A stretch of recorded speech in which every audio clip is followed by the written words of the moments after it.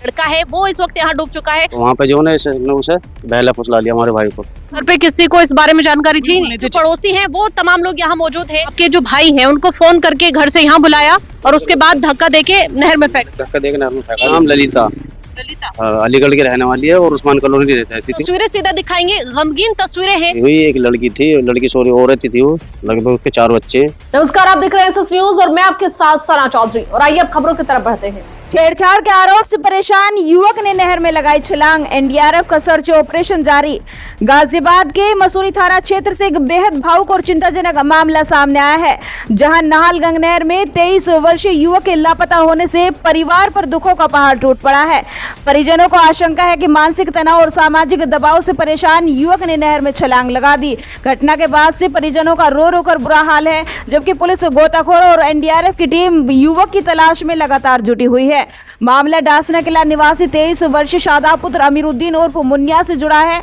बताया जा रहा है कि शादाब के नाहलगंग नहर में डूबने की सूचना मिलते ही इलाके में सनसनी फैल गई। पुलिस तत्काल मौके पर पहुंची और स्थानीय गोताखोरों की मदद से तलाश शुरू कर दी, लेकिन काफी प्रयासों के बावजूद उसका कोई सुराग नहीं मिल सका। समय बीतने के साथ परिजनों की चिंता और बढ़ती गई। हालात की गंभीरता को देखते हुए एनडीआरएफ की टीम को मौके पर बुलाया गया, जो नहर में लगातार सर्च ऑपरेशन चला रही है। हर गुजरते पल के साथ परिवार की उम्मीदें और बेचैनी दोनों बढ़ती जा रही है। परिजनों का आरोप है कि शादाब पिछले कुछ समय से गहरे मानसिक तनाव में था। परिवार के मुताबिक एक महिला द्वारा उस पर छेड़छाड़ का आरोप लगाया गया था, जिसके चलते उसे जेल भी जाना पड़ा। परिजनों का दावा है कि मामले में पैसों के लेन देन और दबाव बनाने जैसी बातें भी सामने आई थी। उनका कहना है कि इन घटनाओं ने शादाब को अंदर से तोड़ दिया था और वह लगातार तनाव में रहने लगा। हालांकि पुलिस अभी किसी भी निष्कर्ष पर पहुंचने से बच रही है। अधिकारियों का कहना है कि सभी पहलुओं की गंभीरता से जांच की जा रही है और युवक के नहर में कूदने के कारणों को लेकर अभी कोई आधिकारिक पुष्टि नहीं की गई है। फिलहाल सबसे बड़ी चिंता शादाब की तलाशी है। नाहलगंग नहर के किनारे परिजनों की नम आंखें अपने बेटे के सुरक्षित मिलने की दुआ कर रही है, जबकि पुलिस, गोताखोर और एनडीआरएफ की टीम हर संभव प्रयास में जुटी हुई है। हर बड़ी अपडेट के लिए बने रहे एसएस न्यूज भारत के साथ। इस वक्त गाजियाबाद के मसूरी थाना क्षेत्र की जो नाहल झाल है वहां हम पहुंचे हैं। तस्वीरें सीधा दिखाएंगे, गमगीन तस्वीरें हैं। तमाम जो परिजन हैं यहाँ मौजूद है। एक घर का जो लड़का है वो इस वक्त यहाँ डूब चुका है। हालांकि जो एनडीआरएफ की टीम है वो लगातार यहाँ जो है तलाश करने की कोशिश कर रहे हैं। तमाम जो परिजन हैं, जो पड़ोसी हैं, वो तमाम लोग यहाँ मौजूद हैं। क्या कुछ पूरा मामला है सीधा लोगों से बातचीत करने के बाद ही मालूम होगा। तो जेल चौकी इंचार्ज प्रदीप कुमार ने फोन किया मेरे नंबर पे, शाहरुख बोल रहे मन के आना, तुम्हारा छोटा भाई शादाब मन के आना। वैसे ऐसे वो नहर में डूब गया, अरे यहाँ आ जाओ थाने से फिर हम यहाँ पर आए मसूरी सॉरी यहाँ झाल पर।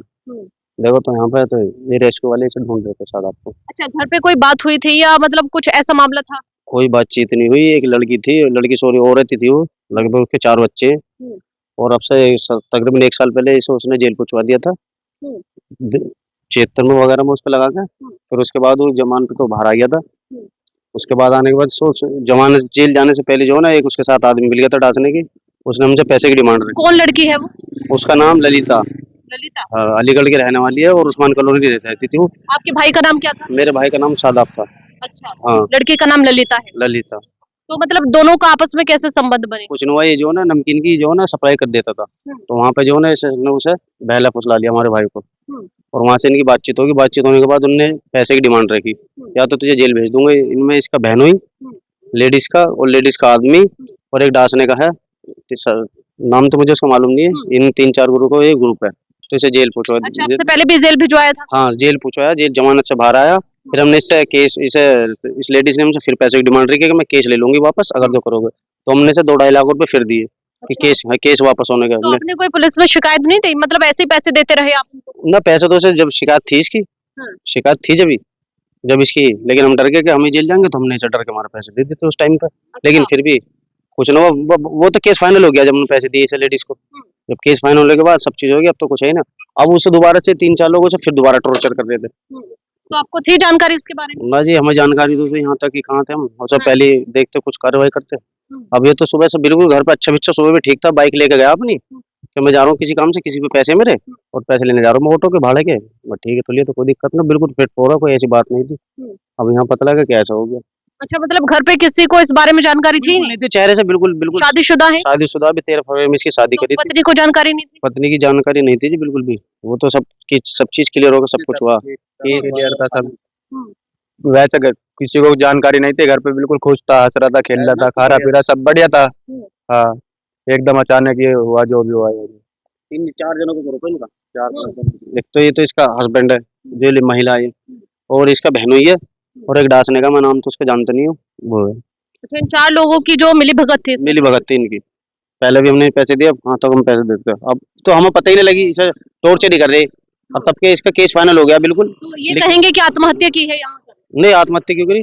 मेरे भाई को तो फेंका उन्होंने, आत्महत्या कैसे? साथ थे उनके फेंकने साथ थे, उन्होंने फेंका, आत्महत्या नहीं। वाले। ये पुलिस वालों ने बताया आपको ऐसा क्यों ना, हमें पता फेंका उसे। अच्छा मतलब उन आपके जो भाई हैं उनको फोन करके घर से यहाँ बुलाया और उसके बाद धक्का देके नहर में फेंक धक्का देके नहर में फेंका जी।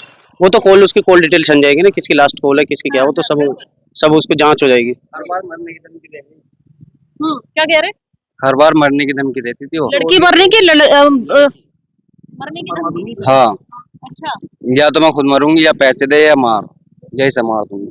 अच्छा आप कौन लगते हैं भाई इनके भैया। आप भी भैया हैं छोटे भाई हैं उनके हाँ।